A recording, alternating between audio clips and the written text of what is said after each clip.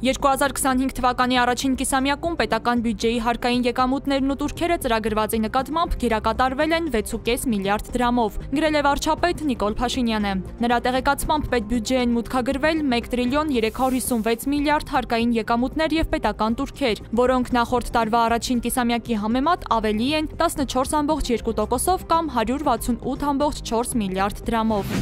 Փոխվարչապետ Մեհեր Գրիգորյանն ընդունել է Հարավային Կովկասի եւ Վրաստանում ճգնաժամի հարցերով ԵՄ հատուկ ներկայացուցիչ Մագդալենա Գրոնոին։ Հանդիպմանը ներկա են եղել նաեւ Հայաստանում Եվրամիության պատվիրակության ղեկավար Վասիլիս Մարագոսը։ Մեհեր Գրիգորյանը ներկայացրել է Հայաստան-ԵՄ համագործակցության հիմնական օրակարգային ուղղությունները, ընդգծելով հարաբերությունների ակտիվացումը։ Անդրադարձ է եղել տարածաշրջանային զարգացումներին։ Նախագծերի այս փաթեթը, որը Հայաստանի կառավարությունը բերել է ազգային ժողովի արտահերթ նիստի քննարկմանը, կոնկրետ հեծը խլելու նախագիծ է։ Այս մասին խորհրդարանում այսօր հայտարարել է Հայաստան խմբակցության падգամավոր Աննա Գրիգորյանը, հարց ուղղելով Հայաստանի տարածքային կառավարման եւ ենթակառուցվածքների նախարարի տեղակալ Արմեն Սիմոնյանին։ Падգամավորն ընդգծել է, որ առաջարկվում է 24-ժամյա ռեժիմով քննարկել հեծի խլման գործընթացը, որը բացասական ազդեցություն է ունենալու ներդրումային ընդհանուր մթնոլորտի վրա։ Ի պատասխան Սիմոնյանը հայտնեց, որ համաձայն չէ падգամավորի գնահատականների եւ ձևակերպումների հետ, եւ որ հեծ ու խլում բառերը չկան ներկայացված նախագծում։ Երևանի մետրոպոլիտենի 11-րդ Աչափնյակ կայարանի նախագծային աշխատանքներն ամբողջությամբ ավարտված են։ Փաթեթն անցել է բոլոր փորձաքննությունները։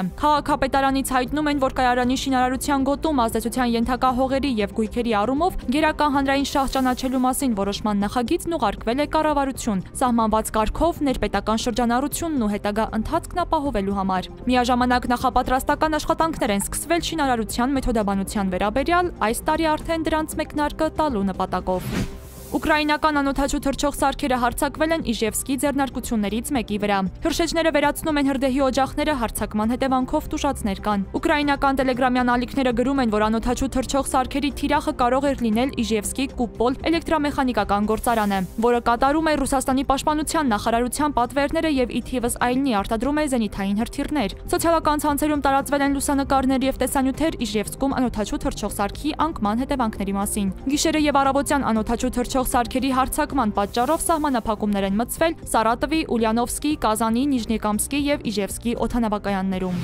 Հնդկաստանի հարավային Թելանգանա նահանգում գտնվող դեղագործական գործարանում տեղի ունեցած պայթյունի հետևանքով զոհվել է առնվազն 34 մարդ, հայտնում է BBC-ն։ Պայթյունը տեղի է ունեցել երկուշաբթի օրը աշխատանքային ժամերին, որի հետևանքով մի քանի մարդ վիրավորվել է եւ գտնվում է ծանր վիճակում։ Ոստիկանությունը գործ է հարուցել ընկերության դեմ զոհերից մեկի որդու բողոքի հիման վրա։ Իշխանությունները հայտնել են, որ պայթյունի ժամանակ շենքում գտնվել է մոտ 60 մարդ։ Փրկարարական ծառայության աշխատակիցները Indian Express-ին հայտնել են, որ առնվազն 25 տուժած տարբեր աստիճանի այրվածքներով եւ վնասվածքներով տեղափոխվել է մոտակա հիվանդանոցներ։